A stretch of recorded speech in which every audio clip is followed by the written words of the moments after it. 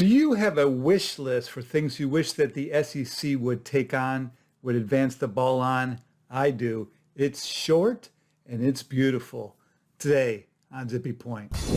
Quick Zips by Zippy Point. Quick and dirty. I'm Brock Romanek and I'm a big fan of yous. So as a regulatory agency, the SEC has some power over those that it regulates. So my wish list mainly consists of things that I wish the SEC would exercise its power over others to get them to change. And my wish list is confined to that area of the SEC that I know the best, the disclosure stuff, the governance stuff. So for this year, this is my wish list. 5 things I hope the SEC tackles someday soon. And this is in order of priority. Number 1, straighten out the quagmire of sustainability disclosures. So it's the E in ESG that I care most about. The reporting scheme for sustainability reports is all over the map. There are admirable efforts by private ordering frameworks that are maturing, but there are new ones popping up all the time. And without regulatory mandated disclosures, the disclosures that we are getting from companies within the same industries, from the same company from year to year, is all over the map. It's just a real hot mess, rendering a whole lot of the disclosure pretty useless, apples to oranges, or just difficult to determine how seriously a company is baking sustainability into their strategic plans.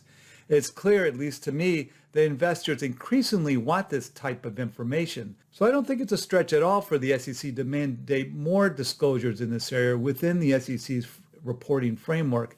It's part of the investor protection mission, in my book at least. Plus, maybe we can save the planet in the process. Number 2, elicit disclosure about a company's long and short-term priorities. So the new rulemaking that recently came out to streamline risk factors disclosures because they're too voluminous cracks me up. Sure, risk management, strategizing with your risks in mind, is one of the most important things that a company can do. But risk factor disclosure really isn't about that. It's about CYA. It's about the ability of lawyers to draft disclaimers. More useful to investors would be that type of dedication from management, not the lawyers, to cobble together a laundry list of priorities on both a long and short-term basis.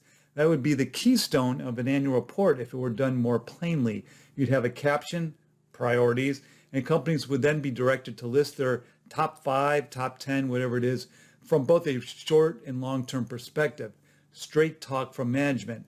Does a company really even have priorities? Do they go through the exercise to list them, to think about them? Do we do that personally for our own lives? Probably not, right? So, it just slips through the cracks. Day by day goes by, week by week, month by month, year by year, and we never sit down and what are my priorities for this year? All right, back to straight talk from management. And if so, can the CEO rifle off the top 5 from both the short-term and long-term perspective? If so, let's get that in writing once a year in the Form 10-K, in the glossy annual report, or the proxy. 3, convince companies and shareholders that they truly should be engaging with each other. Man, I'm so tired of feeling like management is constantly squaring off against shareholders. The shareholders own the place. There's got to be a better way, maybe some sort of annual summit with the board and management and representatives of the largest shareholders all get together in attendance to clear the air, to just talk. Of course, there'd be some legal issues, Reg FD, productivity concerns if there wasn't a real agenda, if they're just sitting together and schmoozing. But somehow the mindset of the parties has to change. Too many of the associations that I am familiar with that represent companies are in the management entrenchment business, it seems, without thinking too much about what truly is best for the companies that they represent. Just a lot of short-sightedness. 4, make it easier to find a company's disclosures. So this one has 2 subparts. One is that the functionality, the usability of Edgar is almost unexcusable. And I'm not talking about that Edgar periodically seems to go down. And I'm just, and that we're all feeling like someday Edgar's just going to get up and die. I'm talking about the interface of Edgar. It's full of jargon. It would be difficult for someone who doesn't know much to understand what to look for or to find something. So for example, look at this advanced search page that just has a bunch of numbers on it that represent all the different form types. They're not really listed as form types. There's no captions. They're just literally just numbers. This type of web design dates back from the 1990s, where you just everything was new and you just threw everything up and you hope people were just happy that they had the internet. We're well past that. The second subpart is that the SEC doesn't really regulate how companies post investor relations content on the company's IR web pages. The guidelines are minimal. Section 16 reports should be broken out separately. See my separate Vid-Guide about how the SEC, the NYSE to a limited extent, the NASDAQ almost not at all, what they require companies to do on their IR web pages, a link to which is beneath this video, that Vid-Guide. So the SEC is in the disclosure business. Investors look to find stuff relating to the companies that they're investing in on corporate websites. The studies bear that out.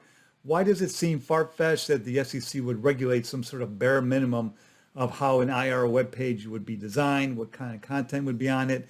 What's the low bar? It boggles my mind that here we are in the 2020s and the SEC still doesn't feel like it's at least as important as what is actually disclosed in an SEC filing.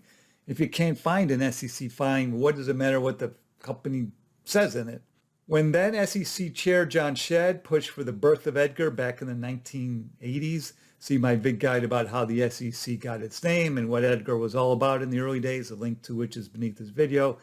The SEC created one of the first major electronic databases out there. This was pre-internet, pre-World Wide Web. It was just before its time. Chair Shedd recognized that accessing SEC filings was just as important as the filings themselves. To me, improving IR web pages, at least having some sort of minimum baseline standard, falls into that same category. I do believe companies should be able to innovate and do more than the bare minimum, but some consistency among companies would really move the ball here, starting with what the IR web page should be named when there's a link to it from the corporate homepage, from the company's homepage. That alone would be a huge leap forward if that was done consistently so that investors knew what link to look for when they're on the company's homepage. All right, I'll get off my soapbox here. 5, fully plain English, the SEC's rules and regulations. So many of the SEC's rules are pretty incomprehensible on their face, particularly when you try to read them in concert with rules that are related. As a publisher, it's been my job to attempt to make sense of it all, to write up manuals, field guides to help the community navigate this minefield. It's not an easy task to accomplish because so much of the guidance is spread out through all layers of rules and regulations, formal, informal guidance, lore, you name it. There's like a dozen different ways that the SEC gives out guidance. I have a separate Vid-Guide about that, a link to which is beneath this video.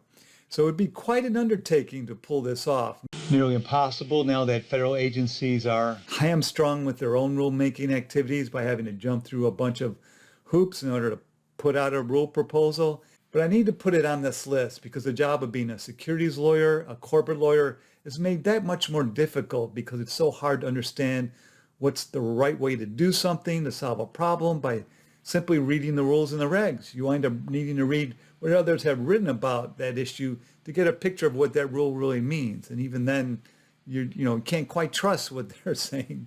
You want to be able to read the rules and regs and get your guidance from the government agency. I'm just saying. Let me know what you think.